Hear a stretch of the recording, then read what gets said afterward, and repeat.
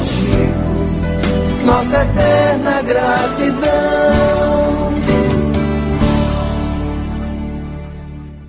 De que os verdadeiros males procedem do coração. A mente é fonte criadora. A vida, pouco a pouco, plasma em torno de teus passos aquilo que desejas. De que vale a medicação exterior se prossegues triste, acabrunhado ou insubmisso? De outras vezes, pedes socorro de médicos humanos ou de benfeitores espirituais, mas, ao surgirem as primeiras melhoras, abandonas o remédio ou o conselho salutar e volta aos mesmos abusos que conduziram à enfermidade. Como regenerar a saúde? Se perde longas horas na posição de cólera ou de desânimo. A indignação rara, quando justa, é construtiva no interesse geral. É sempre um bem quando sabemos orientá-las em serviço de elevação. Contudo, a indignação diária, a propósito de tudo, de todos e de nós mesmos, é um ato pernicioso de consequências imprevisíveis. O desalento, por sua vez, é clima anestesiante que entorpece e destrói. E que falar da maledicência ou da inutilidade, com as quais despendes tempos valiosos e longos em conversação infrutífera, extinguindo as tuas forças?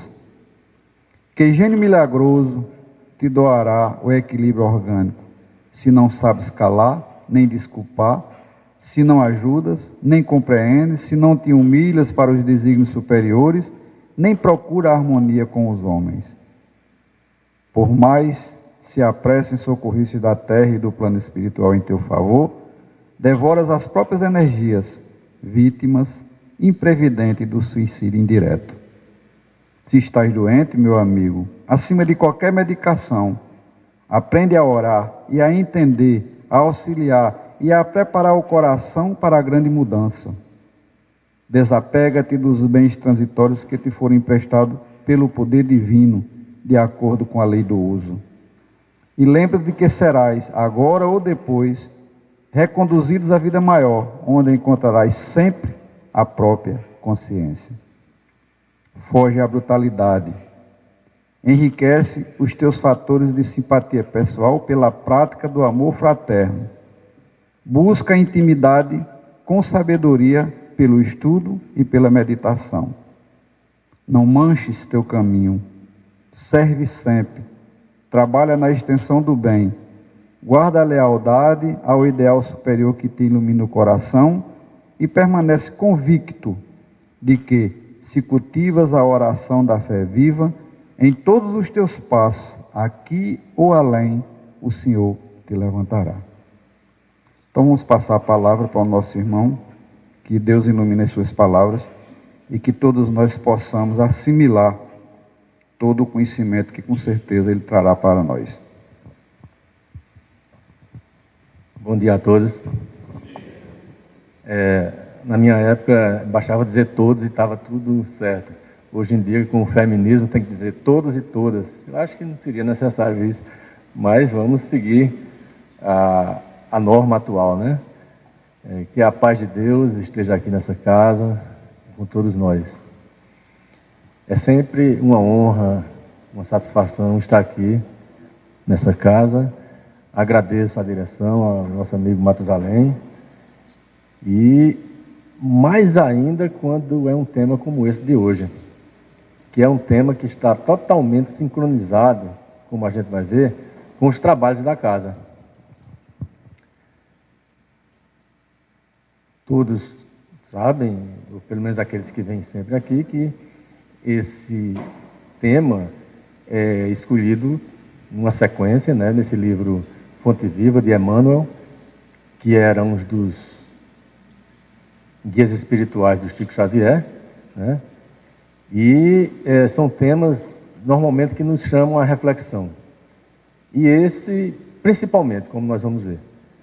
E eu acho até que Emmanuel, ele foi bastante delicado em nos perguntar, porque ele vai escrevendo, a gente vai lendo o livro, é como se ele estivesse falando para a gente. E ele foi bastante delicado ao perguntar. O título é o seguinte: estás doente? Porque, na verdade, o título real seria uma exclamação e não interrogação. Estás doente? Nós todos estamos doentes. Nessa nossa jornada de evolução aqui na Terra, de procurar a evolução, de procurar nos melhorarmos, todos nós temos algum problema material, médico, emocional, psíquico, exatamente por falta da nossa evolução espiritual. Como Emmanuel bem coloca, Emmanuel ou Emanuel, para a gente em português, claro, seria Emanuel, né? Bom, mas o que se pronuncia normalmente é Emmanuel. E como ele colocou, a origem dos problemas está no coração. A origem dos problemas está no nosso eu interior, no nosso espírito. Nós, repito aqui o que se diz sempre na doutrina espírita, é muito importante que nós saibamos que nós não somos um corpo que tem um espírito. É o inverso. Nós somos um espírito investido de um corpo. Somos um espírito que estamos usando esse corpo de forma temporária, nessa nossa jornada aqui na Terra, até retornarmos para a nossa vida espiritual, para a nossa pátria espiritual, que é a verdadeira vida, é a vida eterna que nós todos temos. E se nós ainda passamos pelo ciclo de reencarnações, se nós ainda passamos pelo ciclo da morte da carne, é porque ainda temos muito que evoluir. Quando nós atingirmos a perfeição relativa permitida por Deus, nós não mais reencarnaremos. Mas também não ficaremos tocando harpas e flautas no paraíso. A vida na espiritualidade é uma vida de trabalho. Então nós estaremos sempre procurando ajudar a Deus na construção de um mundo melhor, de mundos que vêm em seguida ao nosso. Por quê? Os espíritos superiores nos ensinam que há no universo mundos tão evoluídos quanto a Terra, menos evoluídos e mais evoluídos. E como Deus cria sempre, nós não somos os únicos seres criados no universo todo. Seria muita pretensão nossa que Ele tivesse nos criado e não criasse mais nada. Então, há outros mundos e Ele está sempre criando. Então, sempre vão haver outros mundos em evolução que nós, como espíritos mais evoluídos, poderemos trabalhar na evolução desses planetas, desses mundos, dessas orbes. Então, é um trabalho contínuo, a vida eterna. E essa vida eterna, a gente vai desfrutar na sua integralidade quando nós passarmos dessa roda das reencarnações. E para passar dessa roda das reencarnações, nós precisamos nos curar pelo aspecto espiritual. Como o Emmanuel bem coloca no livro, nós adoecemos, tomamos um remédio, como diz meu irmão Fernando Queiroga, um cachete, uma pílula, e achamos que isso vai resolver. Não resolve. Não resolve porque a causa é espiritual.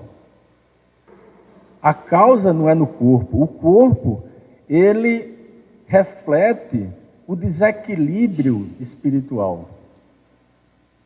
Os sintomas que nós sentimos nada mais são do que o reflexo do nosso desequilíbrio, do desequilíbrio dos nossos centros de energia. Emmanuel bem coloca aí nesse texto: a indignação rara é salutar, é proveitosa, é justificada. O que é a indignação rara? A indignação rara é quando nós vemos um fato errado, uma agressão, uma injustiça e nós nos indignamos. Isso é normal e é salutar, e nós devemos nos indignar, principalmente quando é para o bem coletivo. Porque nós também somos responsáveis pelo bem que não fazemos. Não somos apenas responsáveis pelo mal que fazemos, mas também pelo bem que deixamos de fazer. A omissão é uma falha perante a divindade. E a indignação, ela nos leva à ação, a sair da nossa zona de conforto e agir, não nos omitirmos. Então, essa indignação rara, como Emmanuel coloca, é natural, é salutar. Deus a abençoa. Agora, por outro lado, aquela indignação diária, essa não, essa é perniciosa, essa é doentia. Se nós nos indignamos com tudo e com todos, a todos os momentos da nossa vida, vemos uma cadeira fora do lugar e nos indignamos, reclamamos de tudo, reclamamos quando chegamos no trabalho, reclamamos dos nossos familiares, reclamamos dos nossos colegas de trabalho, não estamos satisfeitos com o nosso trabalho. O trabalho, qualquer que seja, é divino. Nós temos que agradecer a Deus o nosso trabalho, qualquer que seja ele. Se nós não estamos satisfeitos, mas que sejamos não satisfeitos, com Deus no coração, procuremos outro trabalho, procuremos a melhoria, procuremos mudar de repartição, de profissão. Não podemos ficar indignados com aquela situação a vida toda, sem procurar uma solução, porque isso nos leva à doença. Essa indignação, ela nos leva à doença, né? A impaciência, como Emmanuel bem coloca, né? Aquela pessoa irracível, ou então a pessoa desalentada, que não tem coragem para nada, aquela pessoa que desistiu da vida. Então, ela está atraindo a doença para si. Então, nós estamos aqui numa casa de prática da caridade. Uma casa que tem como objetivo principal esse trabalho de harmonização e a prática do magnetismo humano, para ajudar as pessoas com o magnetismo humano, que foi o que Jesus fez. Jesus fazia e orientou os apóstolos a fazerem a mesma coisa. Ele disse para os apóstolos seguirem, né, transmitirem as palavras de Jesus e curarem em nome dele. E os apóstolos perguntaram: mestre, mas como é que nós vamos falar que nós não temos o dom da palavra, nós não temos o seu conhecimento? E Jesus disse: vocês podem falar que eu estarei falando através de vocês. E a cura, como seria? Da mesma forma como Jesus curava, com a imposição das mãos, que é o que é feito aqui nessa casa. Então, essa é uma casa de muito amor, essa é uma casa que usa as técnicas do magnetismo para ajudar as pessoas. E esse magnetismo, ele está junto com o espiritismo desde o nascimento do espiritismo, desde o surgimento do espiritismo, porque Kardec já defendia o uso do magnetismo. Inclusive, ele foi curado por meio do magnetismo.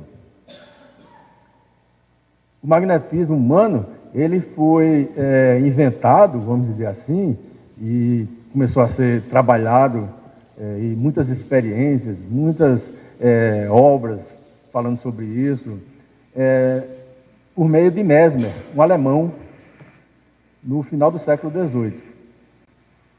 Mesmer nasceu em 1734 e morreu em 1815, ou seja, 81 anos. Por aí já mostra que ele era uma pessoa bem equilibrada, porque você chegar a 81 anos, naquela época não era fácil, né? E época de revoluções, de guerras, passou pela própria Revolução Francesa. Então, quando Kardec codificou o Espiritismo em 1857, Mesmer já não estava entre nós. Ele havia falecido em 1815. E Kardec escreveu o primeiro livro dos Espíritos em 1857. Mas Kardec já abraçava as técnicas de Mesmer, já abraçava o magnetismo e ele foi curado. Por quê? Antes de ele ser chamado para codificar o espiritismo, ele foi chamado pelos espíritos superiores, foi dada a ele essa missão, ele quase que ficava cego e foi curado através de magnetismo. Então, ele sabia dos benefícios do magnetismo, da força do magnetismo, e desde o princípio já chamava. Magnetismo e espiritismo são ciências gêmeas, ciências irmãs, que andam juntas. Agora, como é que funciona essa prática magnética? A cura através do magnetismo humano. O magnetismo, essa transmissão do magnetismo humano é, na verdade, uma transmissão de energia. O médium que está fazendo o trabalho, ele está transmitindo as melhores energias para o paciente. Energias essas que têm como objetivo reequilibrar os centros de energia. Porque todos nós temos algum desequilíbrio nesses centros de energia. Só não teremos quando atingirmos a perfeição. Enquanto não, nós temos esses desequilíbrios.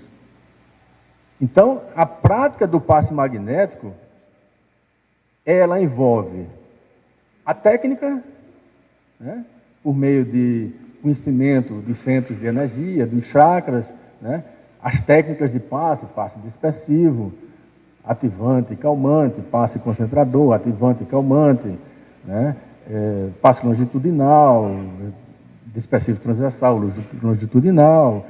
São técnicas que são desenvolvidas por meio da observação, por meio de acompanhamento das fichas. É por isso que os pacientes aqui têm as fichas e são acompanhados para ver a evolução, e a partir daí são aplicadas as técnicas mais adequadas. Mas o médium, o tratamento, não adiantará de nada se a pessoa não estiver preparada. Se a pessoa não seguir isso que Emmanuel está dizendo, se curar, procurar se curar, procurar estar sintonizada com o amor. Ela precisa entrar naquela sala de passe livre de preocupações, livre de raivas, livre de qualquer problema que tenha trazido para ali. Porque o trabalho do passe há uma relação de energia.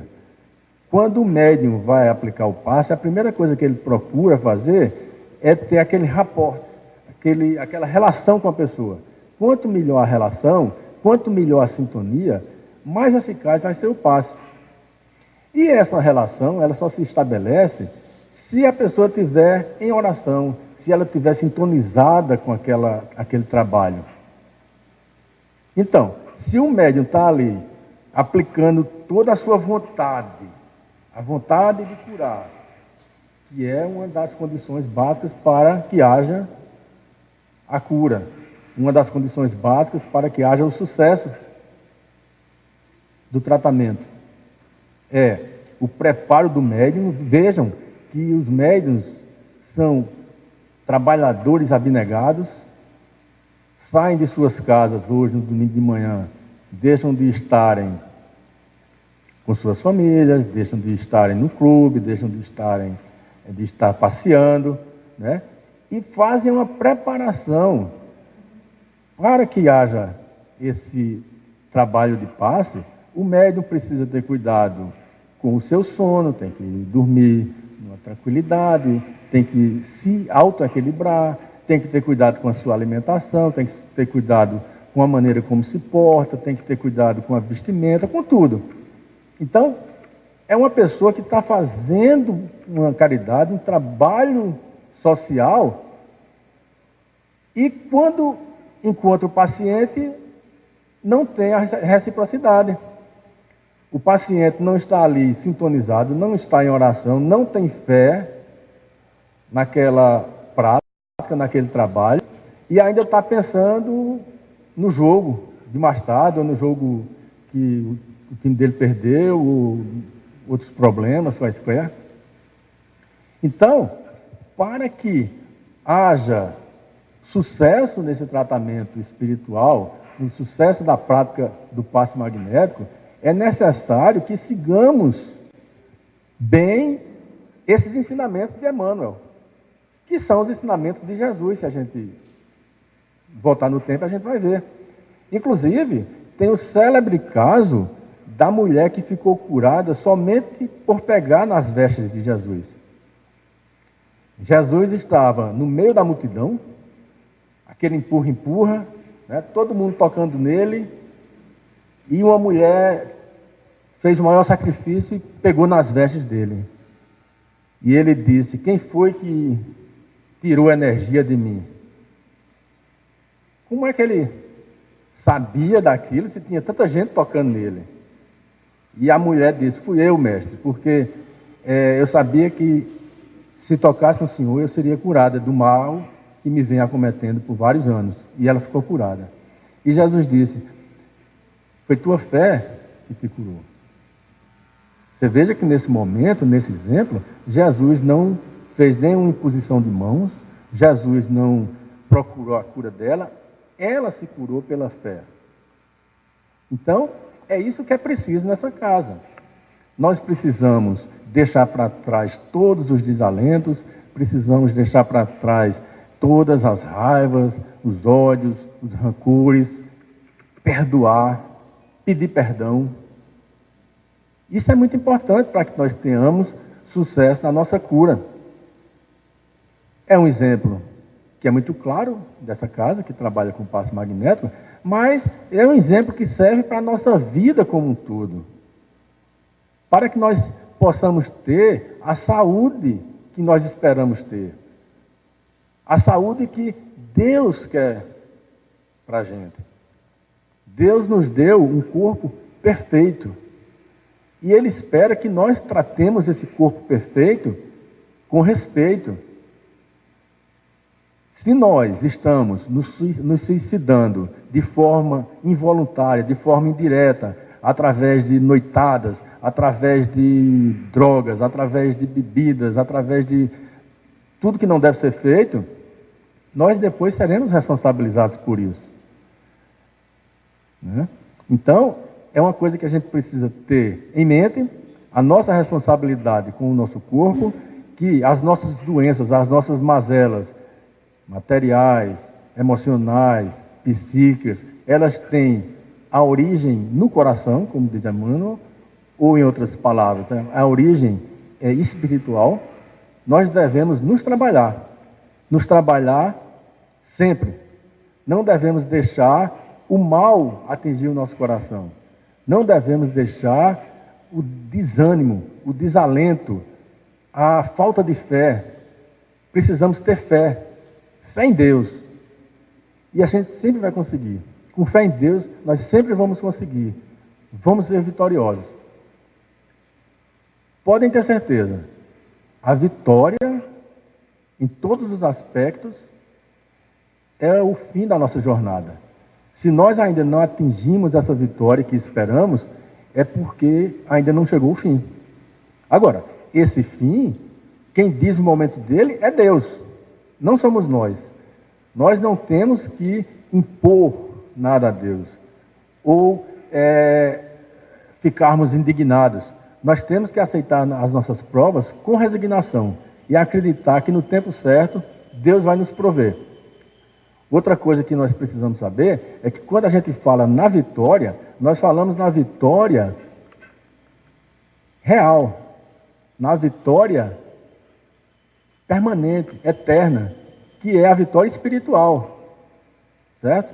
Nós precisamos estar sempre conectados com Deus e saber que Ele espera da gente é nossa vitória espiritual, e isso Ele vai nos prover. Chegou o tempo. Agradeço demais a vocês. Fica aqui a mensagem, né, repetindo o que Emmanuel colocou no capítulo. Nós devemos servir sempre, agirmos com fé, estarmos sempre em oração. Com isso nós vamos conseguir a nossa cura geral. Que a paz de Deus. Meu irmão Chico, nossa eterna gratidão.